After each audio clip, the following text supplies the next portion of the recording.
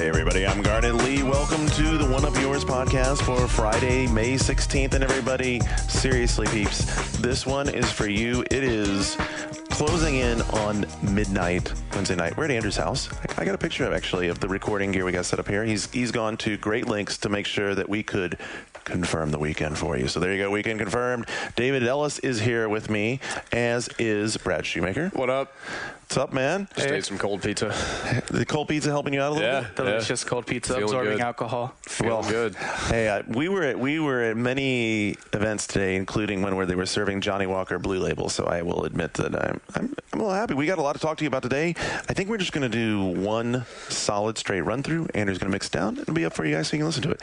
We have been so far this week at Electronic Arts, Microsoft, Sega, and Ubisoft, and actually right now, believe it or not, given the hour of the time that we're recording, Shane is still at Konami, checking out Konami stuff, and we'll just leave it at that. Yeah. So let's leave it at that. So let's move forward. So Monday of this week, we were at Electronic Arts, and it was an interesting. So this is, I got to tell you, this is the first year I've been on the official Game Critics E3 best of judging thing. Right. And this judging thing is kind of strange because, in previous years, it seemed like there was a lot of stuff to get excited about. And one of the big discussions I've been having with the other folks, both who are judging and not judging, is I have to say, as a whole, and this is going to come off very condemning, and I only want it to be, moderately condemning, but I feel like what I'm seeing so far is a little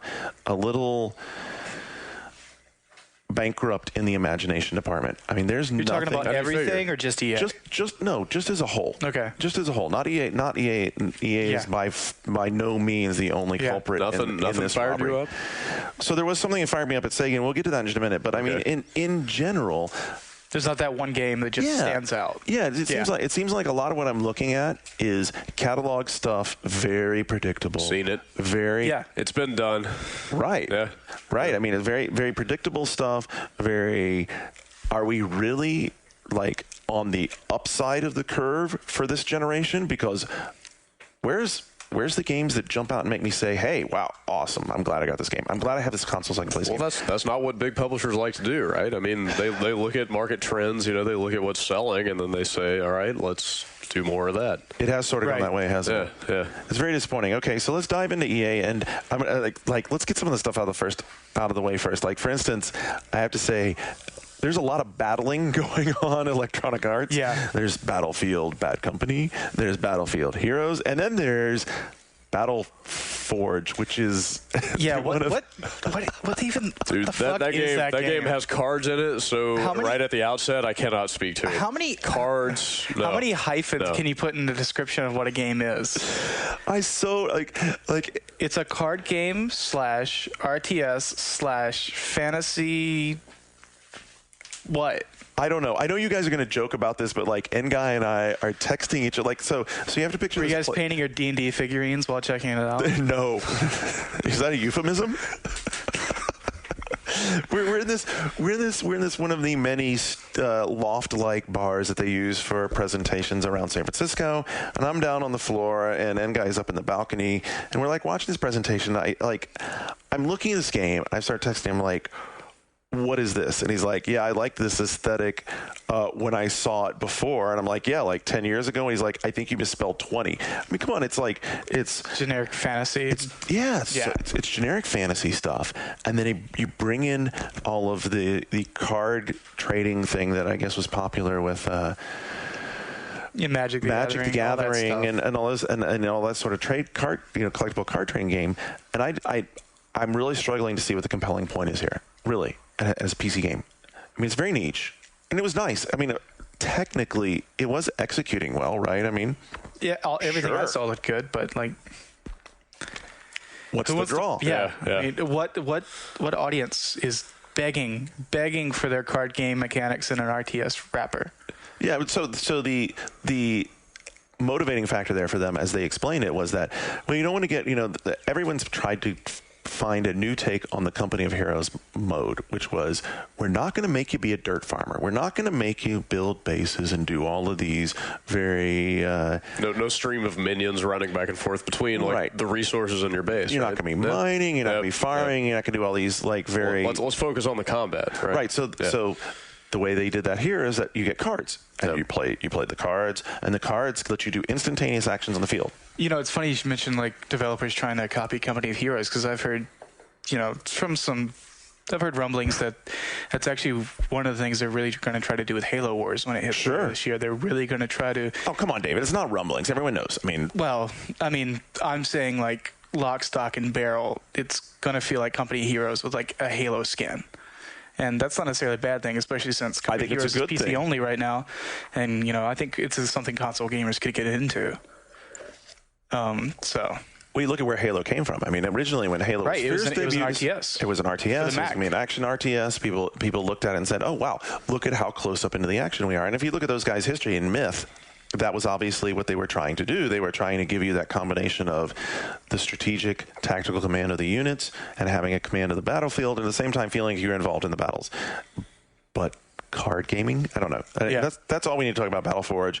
Let's talk about some of the Battlefield games. There's like two. They couldn't be more different. They really couldn't be more different. Yeah. And let's talk about Bad Company for a minute, because the thing about Bad Company that stands out to me is that I almost see two games when I'm watching it being played. There's the part where you're on foot, which very much draws from the Call of Duty 4 aesthetic and feel, and that's good. I'm saying that in a polite way. How so? Because I played the beta a lot, and I don't necessarily see that. Yeah, you know what? You haven't seen anything, because you haven't seen anything as far as like what they've done in single player. Did you play the level in... Right, well, single player is a whole different... Did you play Bad Company, Brad? I did not. Okay, so in single player, one of the levels they were showing was almost... I felt like I was playing the sniper level of Call of Duty 4. There's like these stucco walled buildings that are halfway abandoned. There's foliage all around, and it's all very well. It's very lush, vegetation, lots of detail, lots of good lighting, and all those sorts of things. And I'm like, wow, this is a pretty impressive Battlefield game. It looks like a really good first-person shooter. And then on the screen to the left of that, they're playing what I think of a more traditional Battlefield, which is like what you had in the demo. You're playing in a tank. You have a long line of sight. You're able to see maybe a half mile away. Right, but going back and there's a huge graphics disparity between the two. Like the Call of Duty, are you talking about the actual gunplay, running around, switching weapons, or are you talking about just graphically? I'm just talking about the look and feel. Okay, yeah, no, actually, I think that's a fair comparison. There was one of the levels from the beta was like a mountaintop village, and there's greenery, and it actually did remind me of Call of Duty. Less washed out than Call of Duty, but yeah, I can definitely see that comparison. So I don't know. Did you play much of the beta? Oh yeah, I played a lot of it. I don't know how much they were able to actually tweak from that beta, because it seemed like more of a beta than a traditional, demo. Of course, still some issues with spawning. It's been a problem with Battlefield for a long time, but like the vehicular stuff, it worked really well with the controller. I was playing on 360, worked really well. The on foot stuff's cool. The destructibility things are really interesting. Definitely. We had some problems with it. One of them that was a bit of annoyance: when you shoot somebody, like put a cursor on them, a marker appears over the enemy in 3D real space, and everybody on the team sees it. So ultimately, you have the ability to take cover, but it's useless because everyone can see you in 3D. And if you're on the other side of the wall, you throw a grenade at it, the wall's gone, you shoot right through it, or you just shoot through the wall and you can see them. So ultimately, the cover kind of became useless. But when we were playing big maps, big levels, people using the vehicles. I think it's 24 players. I'm trying to remember. It maybe actually be 32 multiplayer. But when you have them full and you have people working together, another thing which kind of affected like coordination on multiplayer is the fact that the audio. Talking with your squad, if you're 16 on 16, everybody's split up into 4-player squads, and you can only talk to the people in your 4-player squad. Which was my intent, by the way. Yeah, no, it's an absolute design choice, and I think it's something similar. They're going to do something similar with Resistance 2 later this year, except on a much higher scale, a larger scale with like 60-player. But it made it a little difficult to coordinate between squads. You ultimately ended up being like a 4 on against everybody, and you happen to have other guys that were on your team, rather than a full-on 16-man team coordinating. So here's the question. I also have Bad Company looks really solid to me. Yeah. And I think what I saw at this Monday night demonstration made it plain to me that they've put together the right combination of making it console-centric with single-player game, Sure, and multiplayer, like they've always been faithful to what the Battlefield thing is. The interesting thing was, despite my criticisms of multiplayer, like they're adamant on stressing that this is a single-player game that just happens to have multiplayer with it. So here's the question I have for you then. Yeah. Where does that leave Quake Wars? You know what? It's actually funny. I was having a conversation with someone in the office today. We were talking about, Quake Wars, and my point was, like, at this point, who really cares about Quake Wars? I don't. It's not really a game people are playing on PC. Why would console people be interested in it? Especially with Battlefield Bad Company coming. People have already played it on 360, and they know it's actually a pretty solid game multiplayer. The single player sounds really interesting. Like, I don't know how many people are familiar with the story. You're like a squad. It's actually very much like Kelly's Heroes, if anybody remembers the old Clint Eastwood movie, where you're like a squad of guys, sort of mercenary. Dude, everybody knows Kelly's Heroes. Yeah, Come on, I love Kelly's Heroes. Yeah.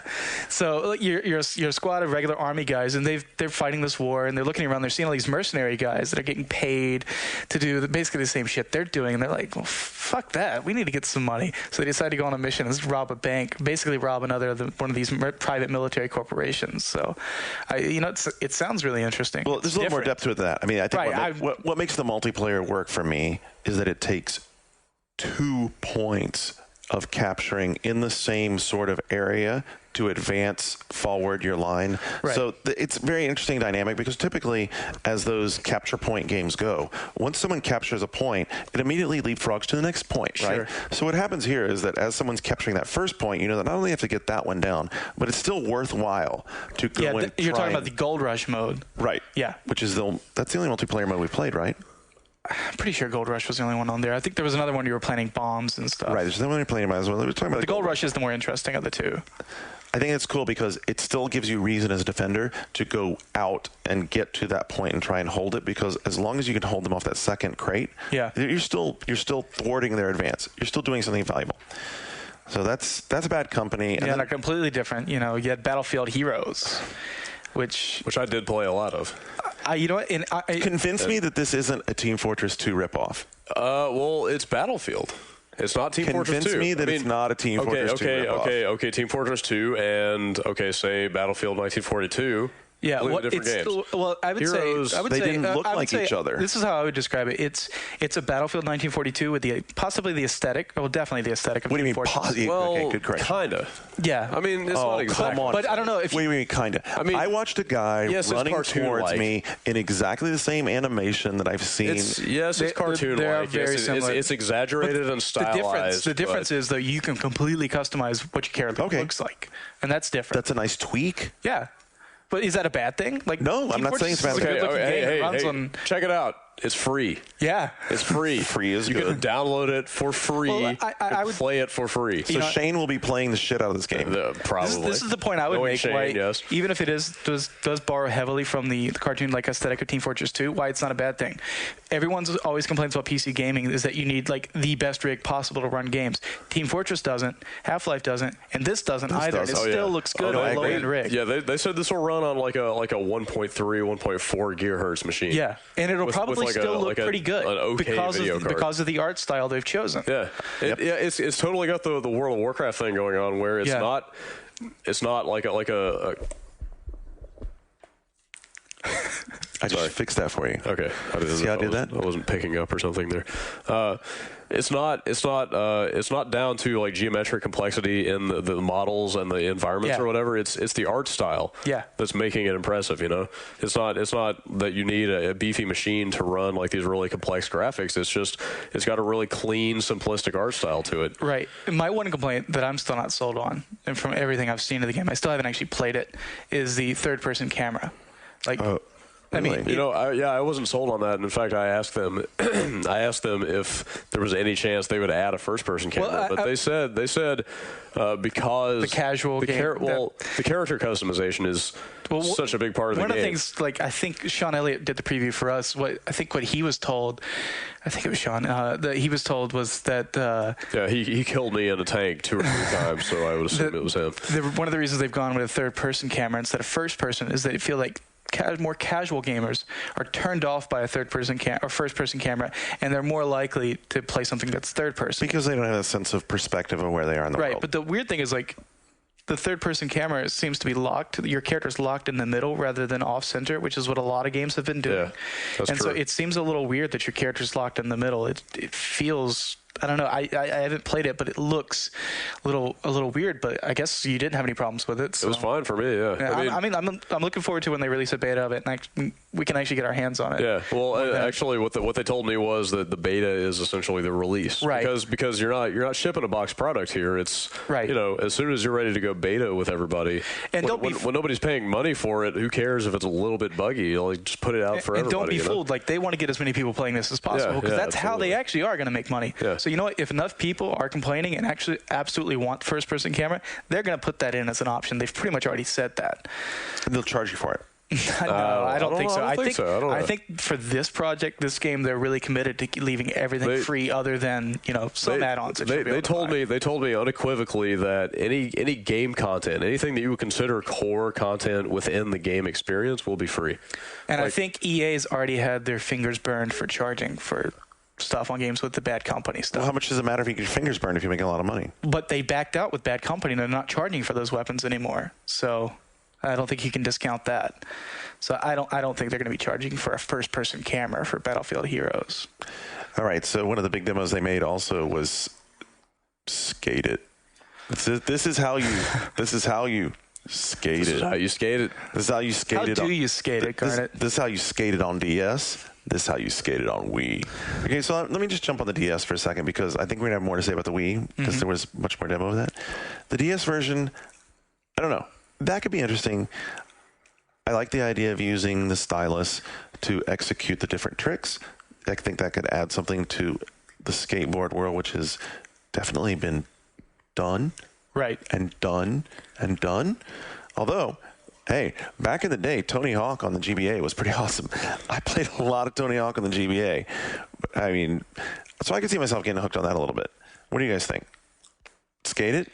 DS? Couldn't care less. Yeah, I mean, I played that game last year. I mean, I don't know why I would want to play on the DS. No, I played Skate. I don't know why I would want to play a version on the DS. DS. Yeah, I mean, what is there that makes me want to play it on DS? There's nothing there right now for me. You played Skate on the 38 while you were going to work? What? You played Skate on the 38 while you were going to work? No. Well, that's what's on the DS, baby. You can play it on the Dude, go. I don't want to take my eyes off like the crazy people riding the 38. I got some hobo rolling up on me and like shoving his crack pipe. You're like, hold on, I got to scribble me and Ollie. Yeah, you got to be watching those guys. So I mean, I'm not taking my eyes off that. I got to scribble me a push kick it. Well, how actually I was wondering this watching the demo video. So how complex are the scribbles that you have to make to do the different moves? It actually looked pretty simple because you're going to have your eyes on the main screen watching what your skater's doing, so you don't hit any obstacles. But you got to make sure you draw like the right shape to do the ollie or the manual or the whatever. They're copying exactly the way you pulled the tricks off with the analog stick, but instead of doing it with the analog stick, you're just scratching it on the screen. Is that bad? No, it's not bad. I mean, I think it could be a fun game. Yeah, I mean, I'm not knocking it. I have no desire to play it personally. I don't think it's gonna be huge. I think on DS it could be fun. The Wii version, left me far more skeptical. Yeah. I mean, first of all, there's two elements to this. We're going to get to the second part in a second, which is the balance board, because we know that they added balance board support. So they start off not even showing the balance board support. They start off with a dude holding the Wiimote in his hand as if it was a skateboard and describing about how you're going to use the Wiimote. I'm like, I'm sorry, I played Yanya Cabalista. It sucked too. Seriously. Yeah. What I mean, did you guys catch that at all? I mean, why do I want to hold? And it looked awkward. He's like, sure. Like they're selling it to me as this great interaction with a skateboarding game, and then the guy's holding the Wiimote out in front of him, and he doesn't even look comfortable holding the Wiimote, and then he's flying the Wiimote around as if it's a skateboard to do skate tricks. Yeah. It didn't look. I wasn't getting it. Well, like very awkwardly, like rotating are there the other remote to steer. I don't know the exact. Are there other control schemes, or is that it? Well, so that was the core. Like, here's the part that made me worried about this, is that the core of the project was sold around, well, we thought it would be really cool to take the Wiimote and play it like, hold it out there like a fingerboard. Did they really, or did they just want to be able to hold that in front of cameras on like the Today Show so that people can see, oh, it's like a skateboard in your hand. That's adorable. I mean, what do they really want? I don't know. I don't know. I'll leave that one open. So then the second phase was then they had the addition of the Wii Balance Board, which admittedly was very early. It was obviously very early. They have a long way to go as far as refining. But we've already seen it works because it works really well on Wii Ski. It does work really well on Wii Ski. So he's playing around with that, and it still wasn't connecting with me. I mean, somebody bail me out here. You guys are not interested either. So skate it, just flat? What do you think? Well, I don't know. I haven't seen enough of it, so I don't know. I wasn't there for the demo, so I didn't actually see them holding the Wiimote and didn't get a chance to hop on the Wii Balance Board. So, Brad, you saw. You still great. It just does nothing for me. I don't know what else to say. It looks too awkward for me to want to mess with it. All right. Well, if I was going to play Skate, I'd rather play it with thumbsticks on the platform that it was designed for. So let's play Skate with blurry graphics and awkward controls. Exactly. So drink and skate. Have fun. One thing I think you would have fun with is Left 4 Dead. Oh yeah, I had tons of fun with that game. I would say that of the games I played at EA, Left 4 Dead stood out as the number one for me. But it didn't show well in this environment because it is really, really team-based. I mean, you can tell. I mean, it still has that mod heritage to it. Sure. At the same time, it looks phenomenal. It looks so fun, doesn't it? Yeah, it is so fun. Did you play it? Yes. All right. So extensively. So jump in poorly. Jump in and tell me about what happened when you played, because there was one scenario you were playing. How far did you guys get? So Scooter and I jumped in to a 4-player match because it is a 4-player co-op game. You're battling from one end of a town to the other through a bunch of zombies. It's intensely cooperative. You have to stick together at all times. I mean, not only are there enemies that will jump on you that require another teammate to actually get off of you and keep going. Wait, what do you mean not only? I thought that was a really cool part. I mean, it is. Well, yeah, that part alone is really cool. The hunters. Yeah, the hunters. The hunters are the primary example that I saw. I mean, I'm sure there are more, but yeah, I mean, all the different zombie types react differently and do different things to you. You have one guy that's going to spit vomit on your face, and that's going to leave your view. It obscures your vision, so you can't really see what you're doing. Yeah. They're just the basic kind of 28 days later zombies who run at you at 100 miles an hour. Yep. In numbers. Like not just alone. I mean, there will be like 20 of these guys on you at one time. I thought the hunters. I mean, I don't want to. I mean, we talked about the hunters. I don't want to leave them behind too soon, though, because I think that it was significant that the hunter dynamic really forces you to stay together. Because if a hunter hops on somebody and there's not somebody else there, you cannot remove them. You can't get them off. There's nothing you can do, and they will kick your ass. You'll die. You will die quickly. Yeah, and that's that. You need another teammate to come up and bash them off. I think Valve deserves, and the guys working on the game deserve so much credit for the Source engine. Every time you see a new iteration of it, it always looks better and better. Yeah, it's amazing. It's an engine that was created 5 years ago, and it still looks as good as anything else there on the market. Well, let's be fair. Crysis. They've iterated on it. Sure, no, it's not like. But you know what? They deserve a lot of credit for creating an engine that is scalable and that they can iterate, because so many people have to start off from scratch and they get a new engine. Gabe will tell you that was how they built that engine. Yeah, and I think they deserve a lot of credit for that. Absolutely. Yeah. No doubt. One of the things that I think is really cool is it's another dynamic that adds a level of the fact that you care about your co-op opponents. The fact you can see the guys through the wall, and you see their silhouette. So if someone's on top of them, you see they're on the ground. You always see an outline of the animation that they're performing, so you know if they're fighting a guy off. Exactly, and I don't know. I think that adds, for me, it just adds a whole other level of me caring about this other character, other than the fact that it's a real person. Well, you have to stick together, not just because like we said, they're like the hunters, the way that you need another character to get off of you, but you will run into numbers that you cannot surmount by yourself. You have to have all 4 people on point, like watching each other's backs. Well, in the level that they were showing, you're in this house and you're in this kitchen, and then you turn around and like there's 12 zombies standing right there. It's like it's so disturbing. But the greatest thing actually to me about it is that doesn't always happen. Yeah. Like it's different every time. They have I guess they're calling it an AI director, where they're watching all these factors about how you're playing. You know, like probably they're watching your health, like how long it's been since you fought zombies. Yeah. How many characters you've killed or whatever. I mean, every time you play through it, the distribution of zombies, the spawning of enemies is totally based on your performance. So the first time through, you could come into that first room and there could be 20 zombies in there. The second time through, you could come in and there's nobody.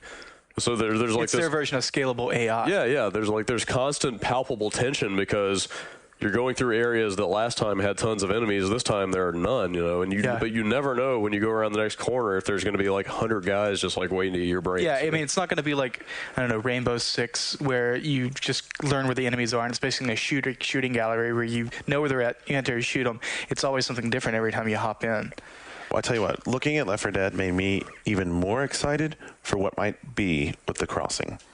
Still hyped for The Crossing. Yeah, I mean, but you know, we haven't seen anything in a long time. I know. You know about The Crossing, right?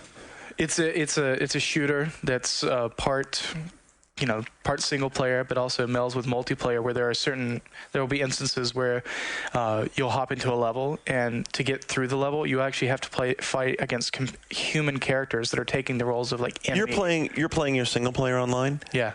And you're playing campaign, so you sit down and you're like, you know what, I'm going to play for an hour and a half. I'm going to play some campaign mode. But you know what, I'm going to play my campaign mode online, and people who just want to hop on for 10, 15 minutes or whatever, they're hopping in as the enemies in the single-player level you're playing. Which Left 4 Dead also has, of course. But EA was not letting us try that. Yeah, I was surprised they didn't show that. I would hope it's been shown. They showed it at QuakeCon last year. Yeah, I was surprised because they have shown that before.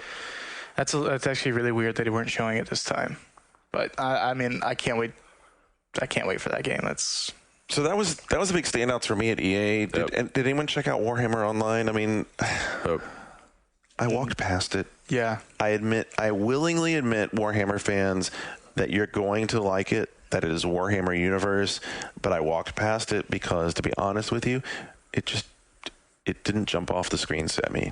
I mean, it just was what it was. I think Warhammer fans will be ecstatic about it. And I don't know that it's going to pull anybody out of World of Warcraft, because they just look and feel and impressions from walking by it really, really on the same page. I don't know. Right. Someone's going to be like, oh my gosh, it's different. Here's why it's different. But not different enough. All right. Electronic Arts ended Monday night in a horrible fashion for Sam and I. We won't even go into that discussion. Tuesday brought us to Microsoft event, Xbox 360 Spring Showcase, where we saw a number of games. I have to say, for me, the high point was playing co-op 2 Human with Shane. Right. And I know a lot of people have been upset about the downgrade from 4-player to 2-player co-op. And I love it. Like, you know, I mean, there's no way that Silicon Knights is going to win on this front, because they'll say, well, we never actually promised 4-player. What we promised was we'd like to endeavor to do something along the lines of a 4-player, and whatever. I mean, yeah. The bottom line is they talked about doing 4-player. They didn't do 4-player. They're doing 2-player. And the core of the matter of this is, and I talked to Dennis about this, and we did it in our interview, and he even pretty much admitted to it, was that the game that they designed wound up with a level design that has areas that you're battling in that just really don't support 4 people in them at the same time, right? Because they're not large enough. I have a question. So everything I've seen on that game, like the levels, they look good visually, but like they look kind of sparse. They are pretty sparse. No, I won't disagree with you. I think they are pretty sparse. It's like flat. There's walls, and then there's enemies, and that's... I think they're expending the graphic resources that they have on putting a lot of enemies into the environment, and a lot of enemies with a lot of detail in them. And you're right, they do look pretty sparse. I have no argument about that. But, I mean, did it affect your enjoyment of it? Not really. I mean, it's a Zerg game. Because most of the time you're in really tight anyway with your character, and so all you see is your character, maybe the other character, and all the enemies. So, I mean... Yeah, I mean, Guy and I have talked about this game also, and he's not feeling it. And the mechanic is really different of the way you actually play the game. I mean, the way you play this game is you push the right stick at enemies and hold it. Right. I mean, I played it at GDC, you attack them. so yeah. Have you played it, Brad? I totally skipped that one. Okay, so the way you play this game is that you're driving with the left stick, and when you come on enemies to melee attack them, you just push the right stick towards them and hold it there. Now, there's combos you can do by like double tacking the right stick towards them and then hitting some face buttons and stuff. But the basic attacks are goblins in front of you, push the stick down towards them, and you will lock on and attack. Yeah, I mean, it's pretty simplistic, but it is kind of simplistic. What I like about it is that the way the mobs come at you is in waves, which is very Diablo-esque. Well, it works really well if you're a berserker and you want to like slash like 4 different characters. You can do that, and it works really well. And it works really well combining with all the other things that you can do in the game where just hand-to-hand combat isn't the thing. First of all, there's the gunplay. Yeah. And it works well with that because when you're firing your guns, it's your triggers, right and left trigger to your right and left hands, right trigger if you only have one weapon, and you're using the right stick to aim. So what'll happen is you're coming up on guys and you're driving with your left stick and you're aiming at them with the right stick and firing with your triggers, and then as you get within melee range, you just let off the triggers and immediately you go into attack mode with your melee weapon and you attack on them. And you do want to do combos. Yeah. I mean, you might spam through some of the bigger groups, but then you start to do combos, and there's a number of air combos and ground combos. It's just like Devil May Cry. I mean, a game like that. You can do the air juggle combos. You can do the air juggle. But it's one of the things where, like, part of the satisfaction is making it look as cool as you possibly can. Sure, you can just go through and just, basically tap A, even though in this case you're just holding the stick, and just do melee until they die. And some people will probably do that, but like for me personally, I'm gonna have a lot of fun like learning everything I can do and like changing things up and trying to just to make myself look as badass as possible. Right. And I think that's where it succeeds. You're right. It's a game about looking good, and that's why the itemization, all that plays into it. And there's a lot of customizing to it. Oh yeah. There's a freaking ton of I'm weapons one of those guys and armor. Tech trees scare the crap out of me, and this game has it. I mean, you don't have to do it. Oh yeah, Jesus Christ! It's a tech tree. It's coming to get you. Yeah, I mean, and they've really worked on making that experience less intimidating to people who aren't familiar with it, and they've really worked on the UI because it's really changed since what it looked like a year ago. Absolutely, and that's the other thing you have to consider is that one thing that the playing co-op and 2-player definitely brought out between Shane and I is that if you're playing this game, like we were just kind of zerging through it, right? You have to, if you're going to play with someone, you have to be willing to like figure out how the hell are you going to manage drops and stops. So like drops, all the stuff you're getting, and then stops to like, I have 5 new skill points I want to play. I have all this new equipment I want to mess around with. And every so often you're going to want to do that. You want to stop and say, I want to check out these 5 new guns I got. I want to check out this new armor I got. I want to allocate these 3 new skill points I got. Yeah. It seems like it's not a game you're going to want to play against a random Xbox gamer, 14-year-old Xbox gamer. You're going to want to play. Mom, I want a sandwich. Exactly. Give me some milk. You're going to want to play with people you know, and it's classic Diablo. It is classic Diablo. I mean, everything you just said, that's stuff that we want in Diablo. I agree. Dennis has convinced me that I'm going to enjoy this game a lot. The thing that I hit him on the interview that we had afterwards was the afterwards. Nothing redundant about that. That was very much after. It was very much after. Very much later. Yes. When I walked out with my drink in my hand, and they're like, "How'd you get your drink out here?" And I walked out and looked like I knew what I was doing. You'd be surprised how often that works. Yeah. That's what I did to get into that event, actually. It works. Yeah. It does work. My concern is that they have. I mean, I appreciate Dennis's. And in fact, the entire Silicon Knights commitment to being a bunch of perfectionists. I think it's unrealistic to expect that all 3 chapters will be on 360 at this point. I think it's really unrealistic. I think that this game will be out this August. They promised that. I think that they will get very aggressive in what they want to include in the 2nd chapter, and the 3rd chapter will be someplace else. Or it might be a situation where they end up releasing like maybe a half a 3rd chapter or 3rd chapter via DLC. Maybe. You know what? Silicon Knights hasn't done that before. I won't say it's out of the question, but that hasn't really been the approach they've taken before. He's very committed, has been. He really is. So he may do what he feels he needs to do to make it happen. I'm convinced they will follow through and make the 3rd chapter happen. Right. I ain't convinced this is going to be on the Xbox 360. That's all I'm saying. But there are other games there at Microsoft. I mean, obviously they showed Gears 2 again. I mean, they did. They showed the entire level. That level from the video we saw last week. That was your first time seeing it in person. It was. What did you think? I mean, I thought they've watched Call of Duty 4 a lot, and they took away maybe the wrong takeaway from it because how so? It's really scripted. I mean, that sequence that you watch. Well, Gears 1 was really scripted too. Yeah, but I think the difference is this, and this is something Steven Totillo brought up to me, is that in Gears 1, you had scripted progress, but it brought you to these arena-like areas. And they were different. And you'd face all these skirmishes, right? Whereas in this, you could tell very much that, like, every single thing that was coming towards you was this event starts at point A, and this event goes to point B, and it moves along this track. Sure, when the tire goes out and you get out of the vehicle. The tire goes out, the Brumac attacks from over here. Well, how much of that the flyers come in from over here. Yeah, but how much of that is their level design and where the game as a whole is going to go? Or how much of it is that they wanted to control this demo that they were showing journalists as much as possible so that weird things didn't happen? I would more say the first. Only because they specifically said this is the second level of the game. That's the thing. It's not. They misspoke. It's the third. Well, fuck's sakes, I would hope Cliffy knew it had his own damn game. Yeah, because I don't know. Last week when they announced the video and showed it, they said it's the third chapter. So I don't know which is true, but I would think the one that was from last week was right, and then he misspoke. Maybe there's a prologue. There's a prologue, and there's chapter 1 and chapter 2. Maybe. So it could either be the second chapter or the third chapter. Yeah, there's still some confusion about that. What level it actually is. Not that that's really important, but it was running. Ran solid. It ran solid. It was so funny. One thing we want to point out. You read the blog thing about Shane getting totally aced by Cliffy. Okay. Well, but the PS3. The PS3 question was so funny. Like Shane was like, "Oh." Well, it's funny because like last week when they showed the video on Spike TV and then obviously online, there was rampant speculation going on that it was 60 frames a second, which is not true. It's not. It's solid. It's a really solid 30.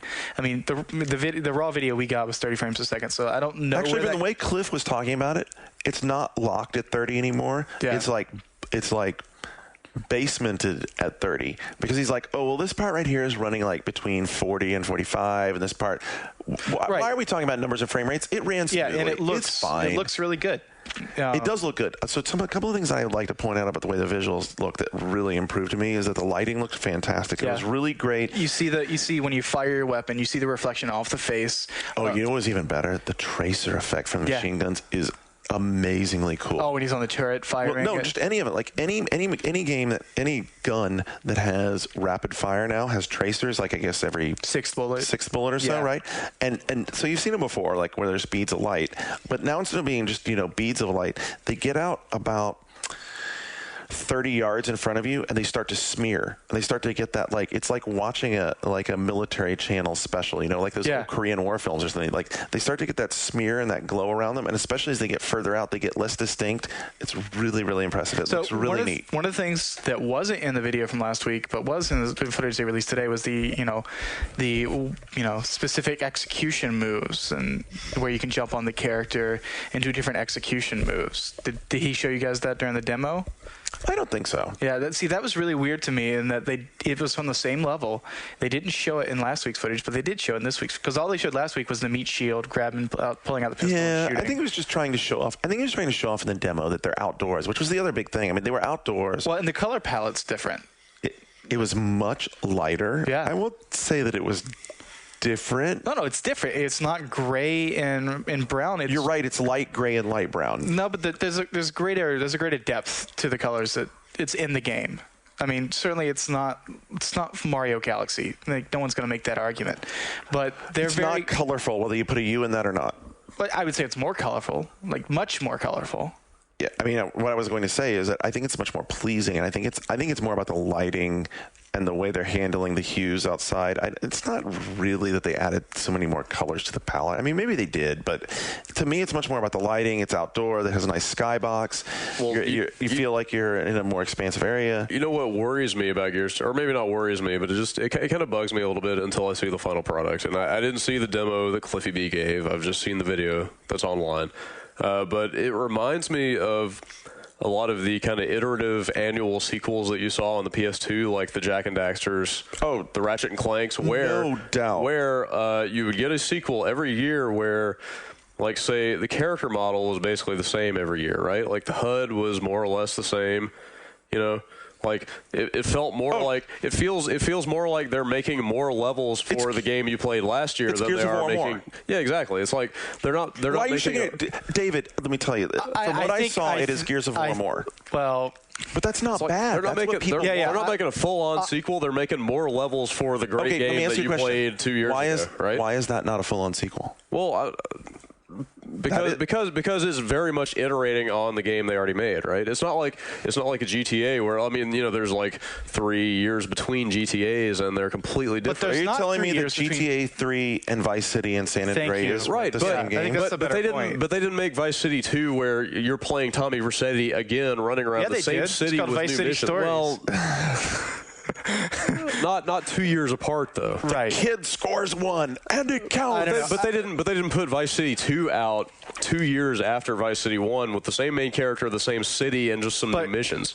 But come on, this one's bigger. They're adding a lot. You know, I'm not. You know what? I'm not. You are muted for 30 seconds. No, I don't want to. I'm just making fun of all the alliterative marketing speak that they've been throwing around. You know, I don't want to knock the game. I'm going to buy it and play it and love it. Of course, I'm sure. At least I hope. But well, I mean, I don't know. Just based on what I've seen on the game, it seems like they are putting an effort to change up some of the things that didn't work in the first game and add possibly, I mean, a significant amount. They're not talking about co-op yet.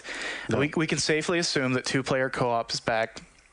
I'm holding up four fingers and David's nodding his head. Yeah, I mean, you can even look at that level and know it's designed. It's going to happen. That level is designed for four-player co-op. Absolutely. They keep throwing out terms like squads. Well, even your squad from the first game. I mean, you pull Cole and Baird in from the first game, and there's your four player. And you also have Dom and Carmine is back. Exactly. And, I mean, you can easily get four players. And especially the level they showed. I mean, it would be simple to have 2 players on one of the derricks and 2 players on the other derricks and go right through it. Like, it looks designed for 4-player. Obviously, they're not making the mistake that Dyack and Silicon Knights in promising and then not delivering. They're just not going to say anything, and then once they have it locked down, they're going to announce it. Whether that's at quote-unquote E3 or later in the year, I don't know. I have no doubt from what I saw. Definitely going to have 4-player Gears co-op. Fans will be ecstatic about Gears of War 2. Well, they actually talked about multiplayer for the first time, which I was surprised about. They didn't show it. They talked about, instead of 4-on-4, it's 5-on-5 now. Talked about some of the movesets and how they've changed. When you're downed, now you're no longer just sitting there like breathing heavy. You can actually move around the level, drag yourself into cover while you're recovering, stuff like that. So cool stuff. Yeah. Like I said, we're going to see more in the next couple of weeks. I have no doubt that Gears fans will be excited. Brad is pointing at the Rare exhibit. I'm not even a big Rare fan. In fact, I feel like Rare has yet to prove their worth to Microsoft, and everyone else. But the 2 Rare games at that event, I think they bear discussion. Okay, let's give them their 5 seconds. Which one you want to hit up first? 5 seconds? Come on. No, you said they bear discussion. I'm going to give them what they're valuing. Was that a horrible pun for Banjo-Kazooie there? No, it wasn't supposed to be. Okay, so Banjo-Kazooie is completely confusing. I have to say that, there's been some discussion about this whole let's build a unit thing. Let's just say it's a bizarre design choice. It is. Let's back up and first say that they needed to do something to make Banjo-Kazooie stand apart, right? Sure. Like, they could not just make a third generic a sequel to a 6-year-old game. They could not make another. Mario Galaxy was pretty excellent because Mario innovated. But it wasn't like they went and made it into some erector set for building stupid vehicles. Dude, I think they should have taken this crazy ass Tinker Toy interface and made a full game around it. That's what they did. Yeah. No. But notwithstanding any character-driven platforming gameplay. No argument. They should have just taken the vehicle building and built a game out from that. I have no disagreement with you about that part. I will not argue with you about that part, but to me, doing what they did here is like putting out Viva Party Animals before putting out Viva Pinata. Yeah. I mean, here's my question. To either of you, does it seem like the whole vehicle creation stuff, does it seem like it was created for something else and they've decided to shoehorn it? It does have it almost has that feel because it's so fully featured. It's like I don't think it was created for something else. I think it follows on what you were saying, Brad. I think that they had this idea, they had this license. They're like, well, this is a great idea, but I don't know how we sell it. And someone said, well, let's slap the Banjo license. I mean, right. That's what I'm saying. Okay, so Banjo as a platformer did need a new idea to kind of differentiate it from all other platformers, right? But this idea, but now, like, how much of a platformer is there? Yeah, I know. Well, this idea is so grandiose. Yeah. This idea is so all-encompassing that it almost overshadows the platforming and the character-driven aspect of this game. Right. Because there's so much you can do with it. Absolutely. I mean, the art style is interesting. It visually, it looks different than anything out there, whether you like Rare's art style or not. Like, I don't know how much you guys played with the vehicle creation aspect of this, of the demo. It's really slow, though. Well.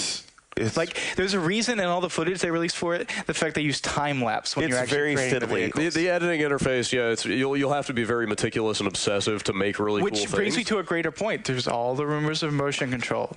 Nothing even hinted. Like that. Not even anyone winking. Like nothing. I mean, pin drop. What do you guys think? Like but prior to this, I thought it was something in there. After this, I'm not so sure there's anything there. Well, in a related, there's in a related kind of note to motion control. There's been a leaked list of possible spring update features for the Xbox 360, and on the list, along with 4-player chat, being able to install game data on your hard drive. One of the little features there is adding in the ability to calibrate motion control devices. I mean, there's no confirmation that it's real, it's legit, but some of the features on there, not the motion control devices, like other people have mentioned that that's something they're going to do. So, I mean, maybe not. Like, I don't see the building interface in this benefiting from that. No, really, not at all. I mean, it's because it's such an incremental thing. I mean, you move all the parts on your vehicles, in increments, right? Which is very suited to using like a D-pad to move stuff around. But what really struck me about that building interface was that once you get your vehicles into the game world, like they tie into this kind of underlying physics model that really makes sense. Right.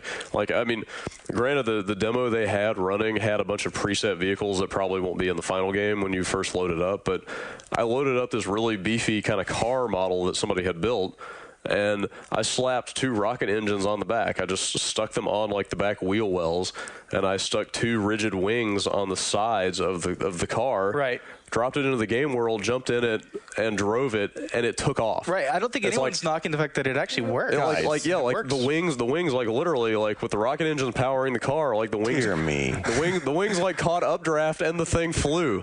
You know what?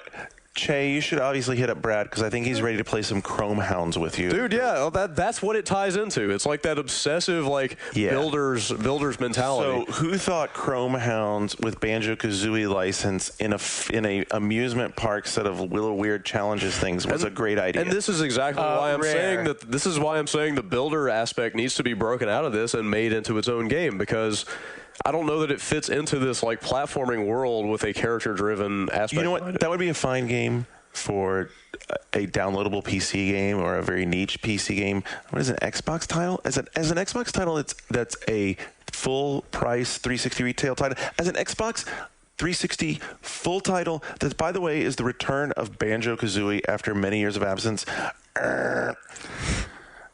Let's talk about the minor upgrade to, not minor, I guess a significant upgrade to Viva. Oh, wait, can we first praise the Pinata gods that another Viva Pinata is even being released? Right. Absolutely. Like, I don't know what the NPD numbers were on that game, but I think thought the game has, but at this point, it's done reasonably well. Maybe it was kind of a long tail. Maybe with all the price drops they had, it was kind of a long tail where it actually sold over time. But I thought the first game was kind of a flop. It's sold reasonably well over time. The disconnect everyone has said about that game was that here was a cartoon series aimed at kids, but it was very, very hardcore, very in-depth, like a serious, very complicated management simulation underneath, right? Yeah. Right. So, I mean, they definitely addressed that with the new select between hardcore mode and the new easy mode. The new easy mode makes it very easy to play. Right. Anyone can pick it up and play it, have a good time with it. Just basically futz around with the different pinatas, have a good time. All the new pinatas look cute.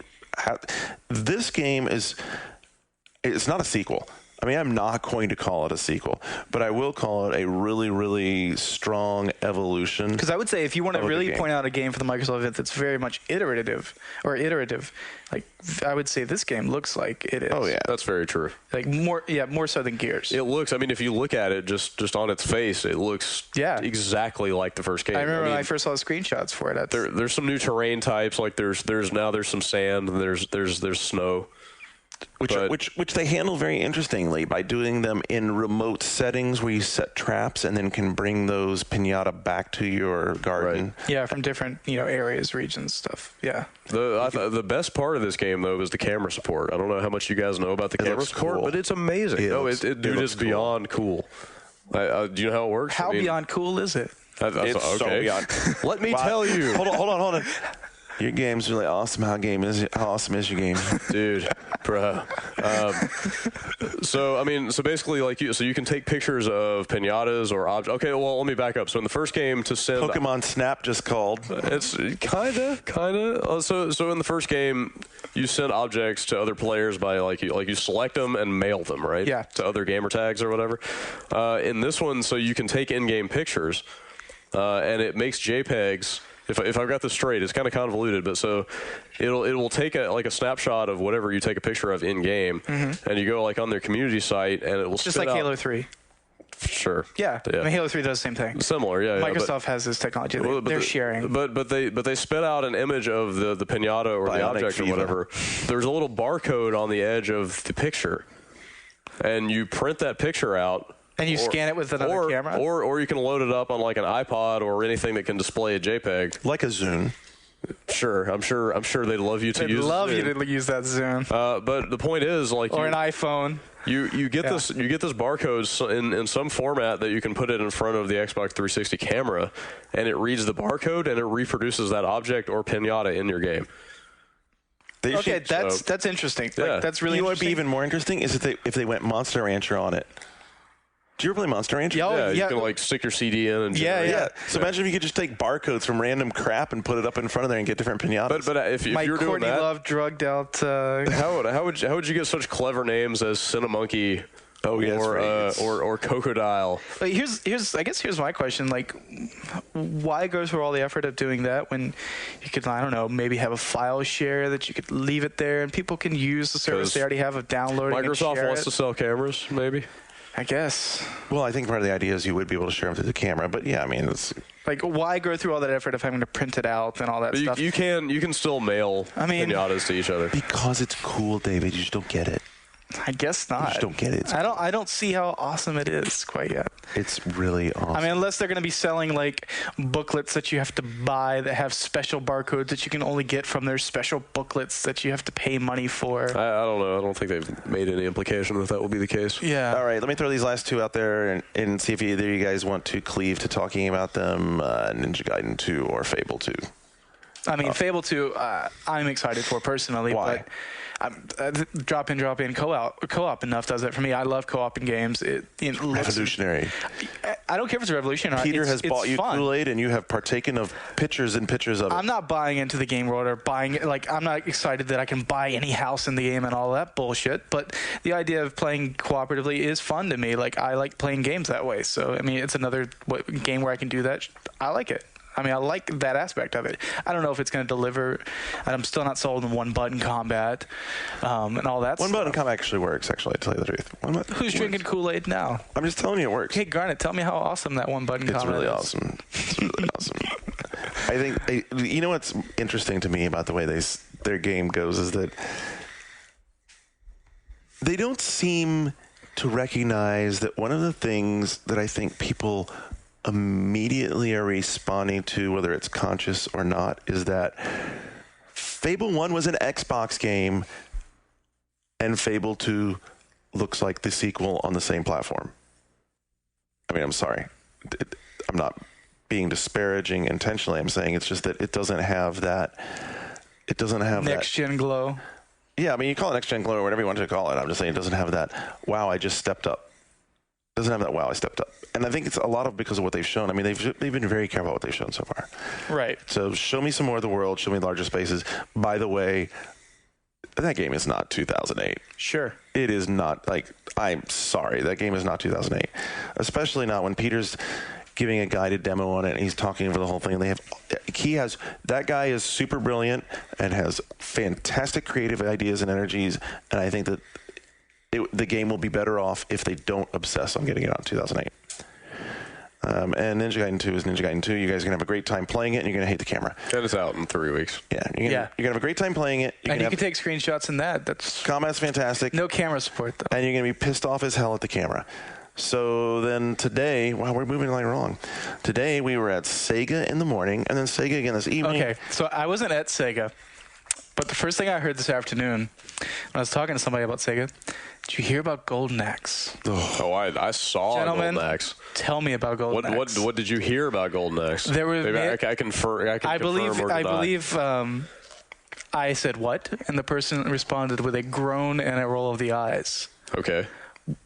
Why? Okay. Because Golden Axe classic co-op fantasy. Nope. Right. I know, but like, David, you know what's really cool? No. Have you heard of that God of War game? Have you heard of that Conan game that cloned God of War? God of Conan, yes. Yes. So I think what would be really cool is if you made a clone of Conan cloning God of War. Let's look at the back of the box original Golden Axe. Let's throw in a little heavenly sword while you're at it.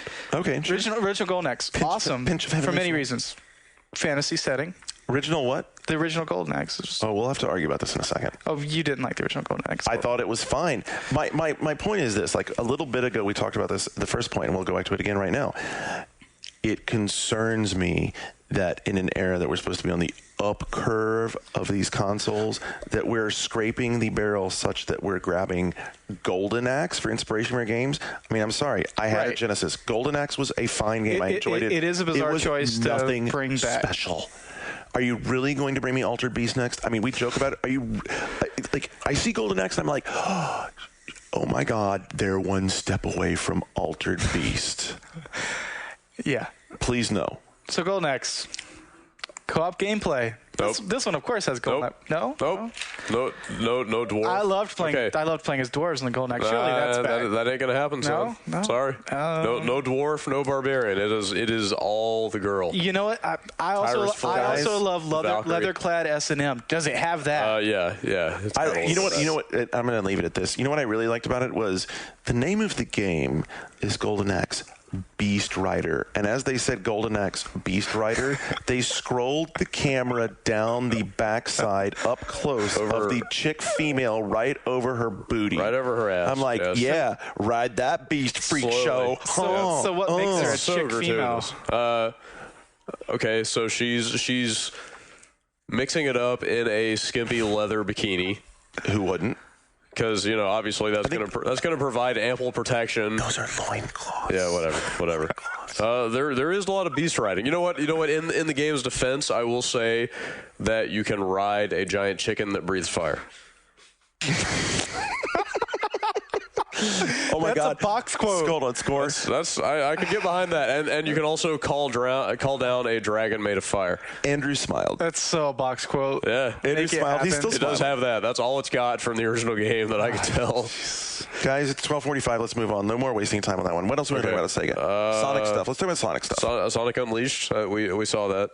Yeah, you saw that. I saw that. Man, that really divided the judges. Let me tell you, there was a huge response to Sonic Unleashed of, what the fuck was that? The camera is horrible. There's shit going all over the place. I don't know what's happening. Because everything they showed before, it looked like maybe the gameplay would be 2D, but... Right. It was less 2D than I expected or hoped for even. Right. It is less 2D than So what makes it different than the other Sonic games that we've had in 3D? But it's more 2D than those. There's no guns. It's not dark. It's back to what Sonic's supposed to be. It happens really fast. There's no love between a hedgehog and a human female that I saw. Amy Rose that we saw. They might be in there, but we didn't see it. It's a sad day for furries. I mean, Keely and I were talking about this afternoon. I mean, there's this argument that this argument was like circa, Andrew, help me out here, 94 when people were arguing about when you're playing Sonic on the Genesis, were you actually controlling Sonic, or were you just kind of loosely guiding him as he bounced through the levels? To the right. Right. Yeah. Is that 94? Well, no, I mean, that argument. 91, 90, that argument's been there since the first Sonic. 91, 92, 93. Okay, so I'm not remembering right. But I mean, I think that you look at this, and I can immediately identify that people are going to have the same argument. And to me, it's like, you know what? That at least tells me that they're on the right vibe for doing Sonic. At least for doing Sonic. And then, like, the argument I had with N-Guy was like, oh, well, it's not innovating. It's not new. Like, look at what they did with Mario Galaxy. Look how much that took the series in a new direction. I'm like, yeah, you know what? We haven't even had a proper Sonic done like this. Like, finally, I'm looking at Sonic in high res and, you know, moving really fast, doing what I wanted him to do in a 3D environment. Like, well, about time. That would be enough for now, right? Because it hasn't been done about yet. Time. All right. Yeah. What else did Sega have? They had the Sonic RPG, which you know what, whatever. I mean, Sonic, I originally was hype on the idea of BioWare doing a Sonic game. And then the more I look at it, the more I'm like, I'm not sure that this is necessarily the coolest marriage of talents in the world, because I'm like, why am I having dialogue trees with Sonic characters? I mean, it's not like they were ever the most fleshed out and really cool, realized characters in the world. Do I really want to have conversations with them? Do I really want to have all these intricate interactions with them? Really? I mean, it was kind of dry from what I saw. Yeah. It's just like there's no humor that I saw, really. It's just, it's not the problem with the game. It's our fault because we don't understand the intricate backstory that the Sonic universe offers. Oh, fuck's sakes. Jeez. Next. Valkyria story. Valkyria. That looks awesome. It does look really awesome. That looks awesome. And by the way, evidently we were completely... So tell me the story about the 1UP show, because the producer fucking called me out in the demo. He's like, despite what you might have seen on the 1UP show, aiming does matter in this game. I missed the episode. I haven't watched that part. Yeah, I mean, did we say that aiming didn't matter? I didn't see the final segment, but I've played the game. Aiming does matter. You can get headshots. So it matters, but you can aim at someone's head and it won't even hit them either. Like there's a large because it uses that rainbow. It uses that Rainbow Six sort of thing where you have a circle. No, it's not even that. It's just there's a large. It's an RPG. There's a large element of randomness where sometimes you'll be locked right on the person's head. You'll fire and it still won't hit them. Like, does it matter? Yes, but does it matter to the extent that it should? Absolutely not. Game looks like a lot of fun. I have to say it's really cool. Yeah, I like the blending. I think the art style is amazing. It looks really good. They're doing enough with the turn-based strategy thing to make me want to play a turn-based strategy. What do you mean enough? It's funny because something like because there's something reasonably action-oriented in there. Oh yeah. Well, it's funny because I'm not moving icons around a hex grid anymore. My point is they're doing a lot. I think it was really I haven't actually watched the game much, and when they're showing a guy in real time doing reaction fire because you're moving, but you're moving in turn. It's like, wow, that's really cool. This is the second 3D turn-based strategic game that I've played in the last month. I played Operation Darkness. Nice contrast, right? Yes, for review for EGM. And that's how it is when you're at David's level. Yeah. You know what? This is the bizarre thing, and I'm going to actually admit this. I asked to review that game, mostly because the idea of zombies, werewolves, and Nazis appealed to me. It just seemed so ridiculous. Like, I want to check this out. But this game does it gets right everything Darkness got wrong. And I think it's, it looks really, really promising. So, I mean, I didn't see the entire segment. I don't think they were all completely down on it. No, they weren't. No, it's fun. Yeah. No, it's fun. I think we just made a little mistake. Actually, we were very positive about the game. Well, I think a bigger mistake is when they decide how they're going to spell the fucking name. Is it a J? Is it an I? How is it pronounced? Why the fuck does it have a J in it? Where does a J fit into that name?